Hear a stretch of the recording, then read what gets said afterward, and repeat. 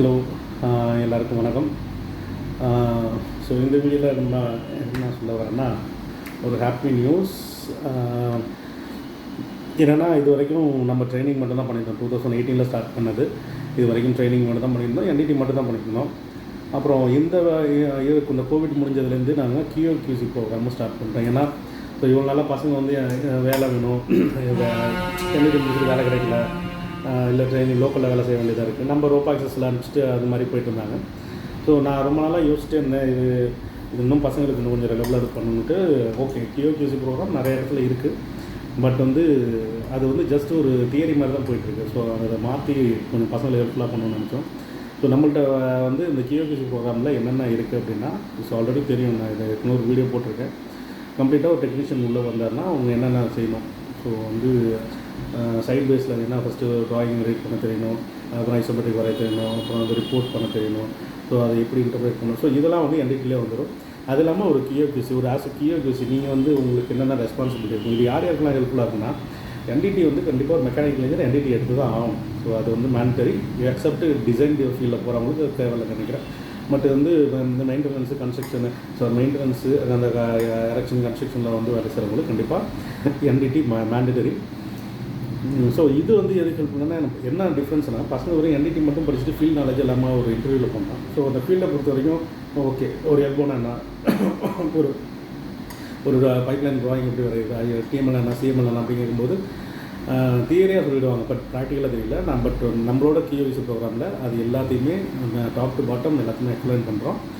அதே மாதிரி நீங்கள் ஒரு இன்டர்வியூ போனீங்கன்னா, ஒரு ஃப்ரெஷராக என்டிடி மட்டும் படிச்சுட்டு ஃபீல்ட் நாலேஜ் இல்லாமல் போகிற பையனுக்கும் உங்களுக்கும் நிறைய டிஃப்ரென்ஸ் இருக்கும், கண்டிப்பாக தெரியும். ஏன்னா அவங்க கொஸ்டின் கேட்கும்போது கண்டிப்பாக அவங்கள்ட்ட வந்து இந்த இதுலேருந்து கேட்க மாட்டாங்க, ஜஸ்ட்டு நீங்கள் படித்ததுலேருந்து கேட்க மாட்டாங்க, ஃபீல்டு ஓரியன்டாக தான் கேட்பாங்க. ஸோ நீங்கள் அதை வந்து புரிஞ்சுட்டு ஆன்சர் பண்ணால் தான் அவங்களுக்கு ஓகே அண்டர்ஸ்டாண்ட் பண்ணுவாங்க. ஓகே, பையனுக்கு கொஞ்சமாவது இங்கே நாலேஜ் இருக்குது, கொஞ்சம் பார்த்துருக்கான் அப்படிங்கிற மாதிரி அவங்க திங்க் பண்ணுவாங்க. ஸோ இதனால் வந்து அந்த QOQC ப்ரோக்ராம் டிசைன் பண்ணியிருக்கோம். ஓகே, மேட்ரே வேறு. ஸோ அதை ஜஸ்ட் ஒரு ப்ரோக்ராம் எப்படிங்கிறத நான் சொல்லணும்னு சொன்னேன். ஆக்சுவலி இது இவ்வளோ நாள் ட்ரைனிங் மட்டும் தான் பண்ணியிருந்தோம். இப்போ வந்து QOQC ப்ரோக்ராம் அடுத்தது இப்போ வந்து நெக்ஸ்ட் மந்த்லேருந்து மேன்பவர் ஸ்டார்ட் பண்ணுறோம். ஸோ இந்தியாவிலேயே பெரிய கம்பெனி என் மேலே நம்பிக்கை வச்சு இந்த ஆப்பர்ச்சுனிட்டி எனக்கு கொடுத்துருக்குறாங்க. ஸோ இந்த சைனிங் ப்ராசஸ்ஸு அந்த இதெல்லாம் போயிட்டுருக்கு. எனக்கு நெக்ஸ்ட் வீக்கில் வந்து ஒரு மீட்டிங் இருக்குது. அந்த மீட்டிங் முடிஞ்சிச்சுன்னா கண்டிப்பாக வந்து நம்ம அதுக்கப்புறம் கொலாபரேஷனாக ஜாயின் வெஞ்சரு ஸ்டார்ட் பண்ணிடுவோம்.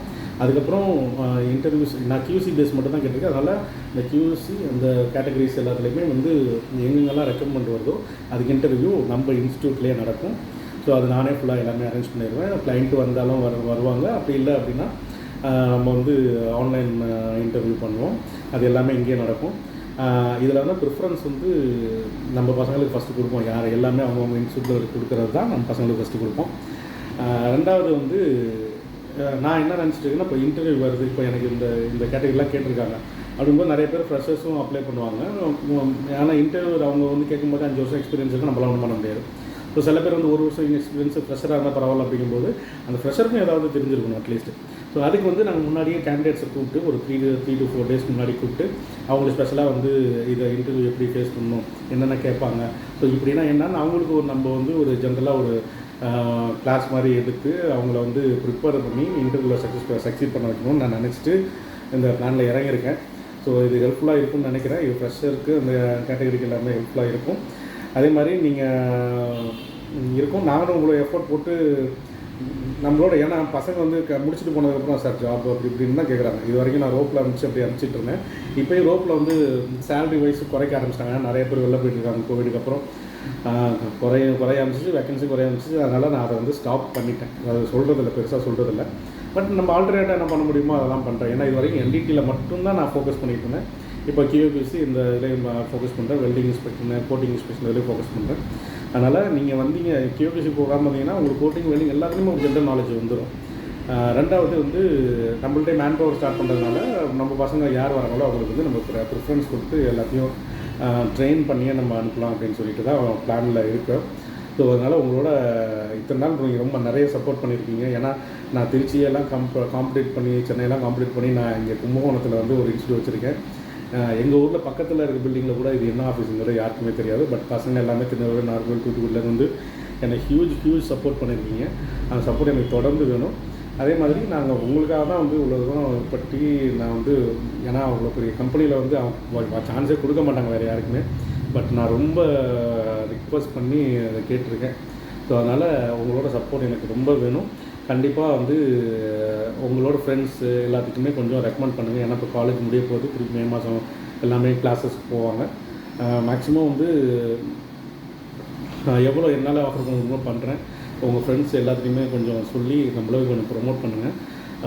உங்கள் சப்போர்ட் இல்லைன்னா என்னால் வந்து இவ்வளோ தூரம் ரன் பண்ணிகிட்டு இருக்க முடியாது.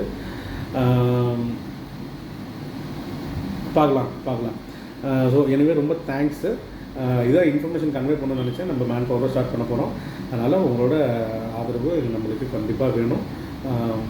கொஞ்சம் எல்லாத்தையும் கொஞ்சம் சொல்லி சப்போர்ட் பண்ணுங்கள். ரொம்ப தேங்க்ஸ். Thank you so much.